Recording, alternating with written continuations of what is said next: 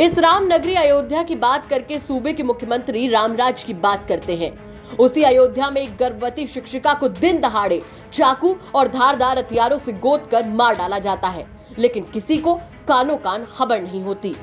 इस घटना को उस वक्त अंजाम दिया जाता है जब सूबे के मुख्यमंत्री योगी आदित्यनाथ अयोध्या में ही श्री राम जन्मभूमि मंदिर के गर्भगृह की आधारशिला रख रहे थे। सुप्रिया वर्मा नाम की अध्यापिका अयोध्या कोतवाली के श्री रामपुरम कॉलोनी की रहने वाली थी और फिलहाल बीकापुर ब्लॉक के अस्करनपुर प्राथमिक विद्यालय में अध्यापिका थी। उनके पति भी शिक्षक हैं। बताया जा रहा है कि दिन में 11 बजे के लगभग कुछ अज्ञात लोगों ने घर में घुसकर धारदार हथियारों और स्क्रू ड्राइवर से उन पर हमला कर दिया, जिसमें उनकी जान चली गई। जिस वक्त इस घटना को अंजाम दिया गया उस वक्त घर पर सुप्रिया कमरे में अकेली थी, लेकिन उनके घर पर 6 मजदूर कंस्ट्रक्शन के काम में लगे हुए थे। लेकिन इस घटना के बारे में किसी को कानो कान भनक तक नहीं है। सुप्रिया के घर वालों का कहना है कि वो किसी काम के सिलसिले में फैजाबाद बाजार गए थे। जब वापस घर आए तो सुप्रिया खून से लथपथ पड़ी थी। पहले उन्हें लगा कि मेडिकल कॉम्प्लिकेशन की वजह से उनका गर्भपात हो गया, लेकिन अस्पताल ले जाने के बाद उन्हें डॉक्टर्स ने बताया कि उनकी हत्या हुई है। अब भैया नफरत का मुझे तो नहीं लगता किसी से इस टाइप का कोई हम लोगों का, और बिटिया का स्वभाव ऐसा था, हम लोगों का भी स्वभाव ऐसा था कि सबसे बंदगी, सबसे दुआ सलाम प्रेम व्यवहार था। तो वो नफरत अब किससे बताएं, किससे न। अब मिसेज थी नहीं वहाँ, दामाद उनके साथ था तो उसको भी मैं ब्लेम नहीं कर सकता जैसे शक कर रहे हूँ। दामाद साथ ही था तो और तीसरवा यहाँ हमारा है ही कौन। एक छोटी बड़ी बिटिया दामाद हैं, बिल्कुल उनसे ज़्यादा विश्वास तो मैं अपने पे नहीं कर सकता। एक अनुरागे का है, जैसे मैं कह रहा हूँ अनुराग मेरे रात दिन जब मेरा एक्सीडेंट हुआ या कोई काम हुआ कहीं पैसे को, वो हमेशा खड़ा रहता। तो मैं कहती इस आदमी जिसका कोई पुलिस कह रही कि 11:52 पे गए, 10:52 पे गए और 11:14 पे वापस आए, बहुत कम समय के मिला। इस समय के बीच में इतना जल्दी किसी को नहीं पता हो सकता कि कोई घर में नहीं।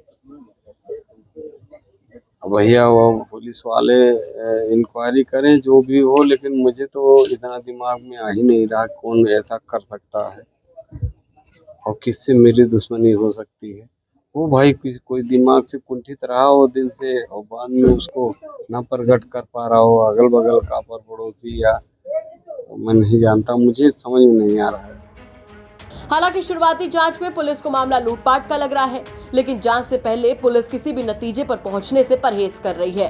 पुलिस के मुताबिक इलाके के सीसीटीवी फुटेज के अलावा कंस्ट्रक्शन के दौरान काम कर रहे मजदूरों और मृतक सुप्रिया के रिश्तेदारों से भी पूछताछ चल रही है। देखिए, हम सारे एंगल्स पर काम कर रहे हैं इस समय।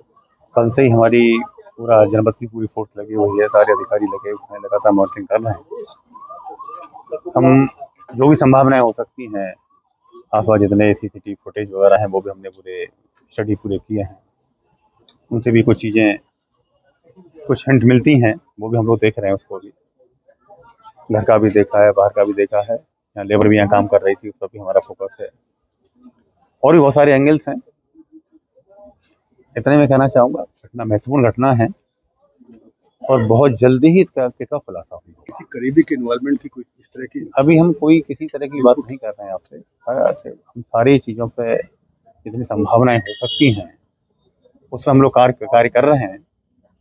इनकार अभी किसी चीज़ से आप नहीं कर सकते हैं, किसी चीज़ से भी, और खुलासा भी बहुत जल्दी होगा। सर 10-11-14 को वापस आने 22 मिनट पूरी कहानी है। बहुत शॉर्ट ड्यूरेशन है जो आप बता रहे हैं, सही बात है कि बहुत ही शॉर्ट ड्यूरेशन में लड़का की माँ और उसका पति घर से बाहर गए थे।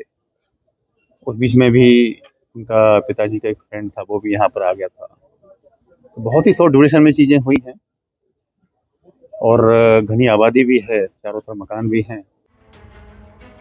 हालांकि हत्या को लेकर पुलिस के हाथ कई अहम सुराग लगे हैं, जो उसको एस्टैब्लिश करने के लिए पुलिस टीम फॉरेंसिक एक्सपर्ट की भी मदद ले रही है और जल्द से जल्द मामले पर अहम खुलासे करने का दावा भी किया जा रहा है।